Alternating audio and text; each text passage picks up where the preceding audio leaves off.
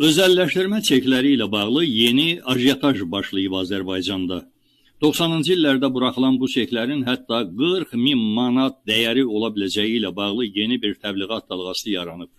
Yadımdadır ki, bu çeklər buraxılandan üzü bəri 28 may metrosunun həndəvərində çek bazarı yaranmışdı. Deyəsən, hətta indi də davam edir.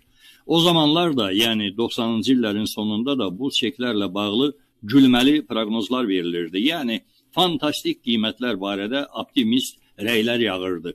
Birincisi, bu çeklərin ömrü bitib, mənəvi ömrü bitib. Onlar heç zaman heç nəyə yaramayacaq. Azərbaycanda özəlləşdirmə azad bazar argumentləri olmadan gedir. Özəlləşdiriləcək nəsnələr qalıbsa belə, onlara tamah salanların həmin çekləri əldə etmə imkanları başqalarından daha artıqdır. Yəni, prinsipcə özəlləşdirmə hər hansı obyektin, mülkün, istehsal obyektinin özəlləşdirilməsi mafiya kurallarına uyğun olaraq aparılır. Özəlləşdirmə kimi yox, ələ keçirmə, mənimsəmə şəklində baş verir.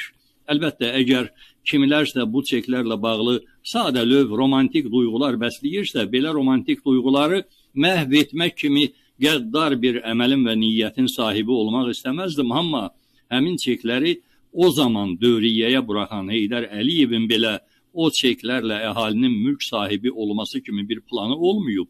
Yəni, özəlləşdirmə çeklərinin dövriyyəyə buraxılması fırıllaq niyyətlərlə baş verib, o qaydada da davam edib, indi də davam edirsə, yenə də fırıllaqçılıq üzərindədir. Əslində, mənə belə gəlir ki, bizim sadəlöv vətəndaşlarımız bu çeklərlə bağlı illüziyaları xoş niyyətlərlə bərpa etməyə çalışırlar. Adamlar ümid edirlər ki, gerçəkdən bunlar nəyəsə yaraya bilər. Ümid axı bütün başqa qapıların, hətta sərhəd qapılarının qapandığı ölkələrdə salamat qalmış çox az saylı argumentlərdən biri olur. İşin bazar və ya qeyri-bazar məntiqini də bir kənara tullayın. Bir anlıq xəyallardan yox, gerçək istiqamətlərdən mühakimə edin. Əliyevlər istəyərlərmi ki, Azərbaycanlılar mülk, biznes, obyekt, pul sahibi olsunlar? Əliyevlər rəva görərlərmi ki, Azərbaycanlılar azad şəkildə biznes qurub varlana bilsinlər? Əgər bunu istəyərlərsə, o zaman nədən insanların varlanması və özünə güzəran qurması üçün zəruri olan bütün qapıları qapadır, işıq gələn bütün deşikləri qapadırlar ki? Yəni, gerçəkdən hələ də Heydər Əliyevdən miras qalmış hansısa xəlqi planların plan qırıqlarının olduğuna inananlar necə var ola bilir? Bir millətin başına bir sülalə daha hansı oyunları açmalıdır ki, bu sülalənin bu millət üçün heç zaman zərrə qədər də fayda vermək niyyətinin olmadığını anlamaq bu qədər çətin olsun. Əlbəttə, xəyalpərvər həmvətənlərimiz hansısa işbazların at oynatması üçün çek bazarının canlandırılmasında bilmədən iştirakçı ola bilərlər.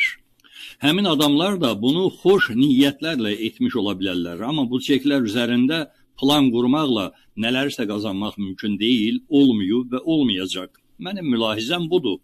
Nəyə görə bu məsələni fərqləndirdim? Ona görə ki, son bir ay ərzində 100 nəfərdən artıq insan mənə müraciət edib və həmin insanları cavabsız qoymaq istəməzdim. Həm də insanlarımızın mənasız istiqamətlərə boşuna enerji sərf etməsinə heyvim gəlir. Əliyev ailəsi sizin qazanmaq şansınızın ola biləcəyi heç bir yolu açıq qoymaz. O cümlədən mənəvi ömrünü başa vurmuş bu kağız parçaları ilə qazanmaq imkanlarınızı.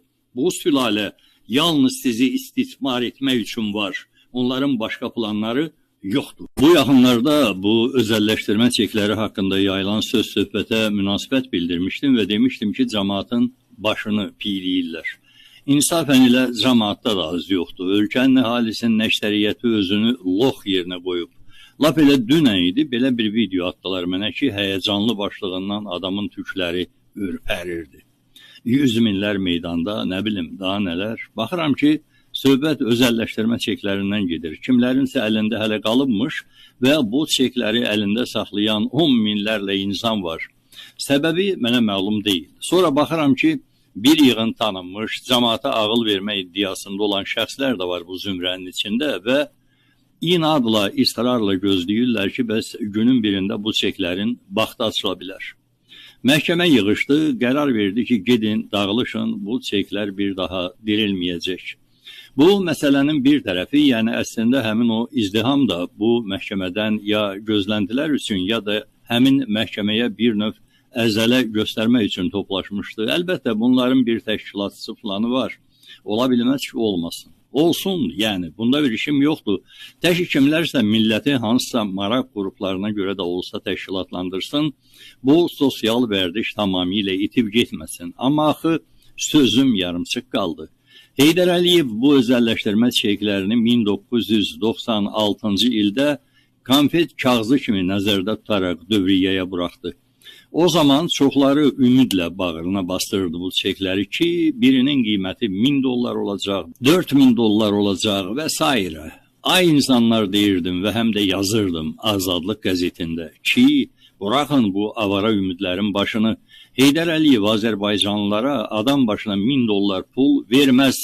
Bu nəslin verən əli yoxdur. Azərbaycanlılardan adam başına $10.000 qoparar, yığar, toplayar, amma Azərbaycanlıların hərəsinə və ya ailə başına belə $1000 verməz. İlham Əliyev də onun oğludur və ildə ən azı 4 dəfə hər fəslin əvvəlində bəyan edir ki, Azərbaycanda Heydər Əliyevin idarə etmə üsulu davam edir. Yəni İlham Əliyev də Azərbaycanlılara adam başına $1000 pul verməz, heç $100 da verməz. Alar, necə ki cərimələri artıq qoşa sıfırlarla alır, amma verməz.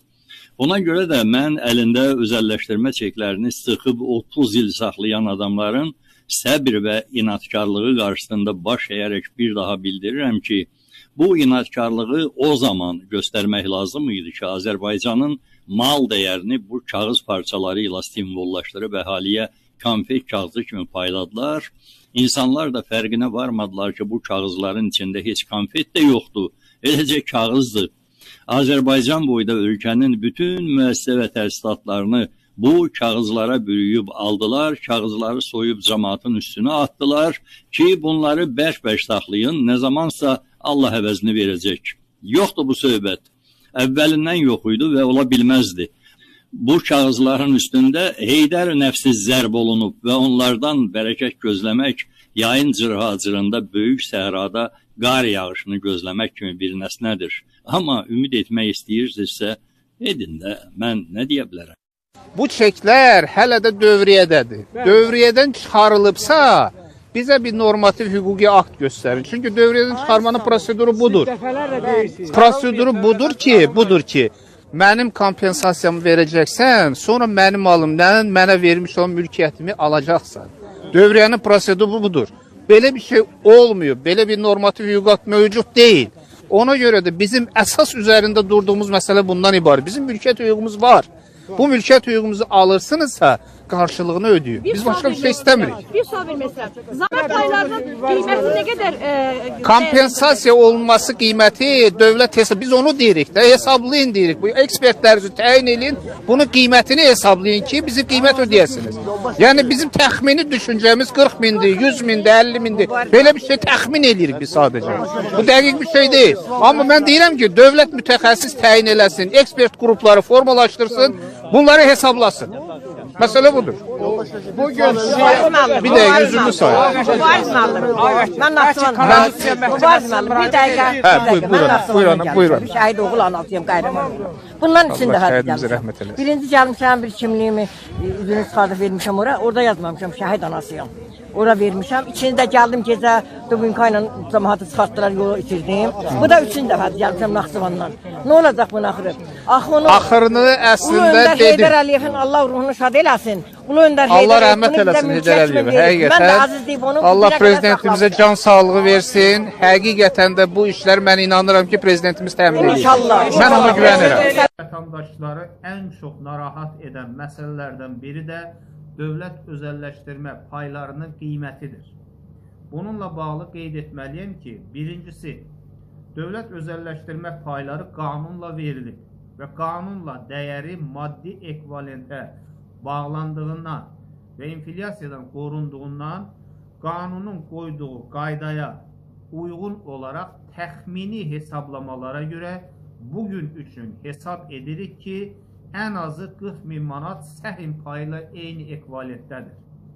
Çünki 1997-ci ildə Əmlak Komitəsinin 222 nömrəli əmrində olan hesablamada hər dövlət özəlləşdirmə payının dəyəri ən azı 2000 Amerika Birləşmiş Ştatları dolları olduğu bildirilmişdir. 28 ildə ən azı 10 dəfə inflyasiya olduğunu nəzərə alsaq, deməli, hər dövlət özəlləşdirmə payının dəyəri ən azı 20.000 Amerika Birləşmiş Ştatları dolları əmlak ekvivalenti dəyərindədir. İkincisi, əgər qanunlara uyğun düzgün hesablamalar aparılarsa, Ulu Öndər Heydər Əliyevin imzaladığı qanunla bütün özəlləşdiriləcək orta və iri müəssisələrin əmlak dəyərinin ən azı 65%-i dövlət özəlləşdirmə çekləri ilə aparılmalı idi. Gec və ya tez, gələcəkdə özəlləşdirilməsi nəzərdə tutulan bütün dövlət müəssisələrinin investisiya holdinglərində olan onlarla dövlət müəssisələrinin, o cümlədən bankların, Azerselin və s. bu kimi orta və iri müəssisələrin, eyni zamanda xarici və yerli şirkətlərə icarəyə verilmiş, gələcəkdə özəlləşdirilə biləcək neft sənayesi, çünki cəmi 10% SOCAR-a aiddir, digərləri isə icarədədir. Və həm də mədən sənayesi, xəstəxana, poliklinikalar, ali və peşə təhsil müəssisələri, mənzil istismar sahələri və s. nəzərə alsaq, bu zaman hər dövlət özəlləşdirmə payının əmlak ekvivalent dəyəri bəlkə də 200.000 manat hesablana bilər. Vətəndaşları ən çox narahat edən məsələlərdən biri də dövlət özəlləşdirmə paylarının qiymətidir. Bununla bağlı qeyd etməliyəm ki, birincisi, dövlət özəlləşdirmə payları qanunla verilib və qanunla dəyəri maddi ekvivalentə bağlandığından və inflyasiyadan qorunduğundan qanunun qoyduğu qaydaya uyğun olaraq təxmini hesablamalara görə bugün üçün hesab edirik ki, ən azı 40.000 manat səhm payı ilə eyni ekvivalentdədir. Çünki 1997-ci ildə Əmlak Komitəsinin 222 nömrəli əmrində olan hesablamada hər dövlət özəlləşdirmə payının dəyəri ən azı 2000 Amerika Birləşmiş Ştatları dolları olduğu bildirilmişdir. 28 ildə ən azı 10 dəfə inflyasiya olduğunu nəzərə alsaq, deməli, hər dövlət özəlləşdirmə payının dəyəri ən azı 20.000 Amerika Birləşmiş Ştatları dolları əmlak ekvivalenti dəyərindədir. İkincisi, əgər qanunlara uyğun düzgün hesablamalar aparılarsa, Ulu Öndər Heydər Əliyevin imzaladığı qanunla bütün özəlləşdiriləcək orta və iri müəssisələrin əmlak dəyərinin ən azı 65%-i dövlət özəlləşdirmə çekləri ilə aparılmalı idi.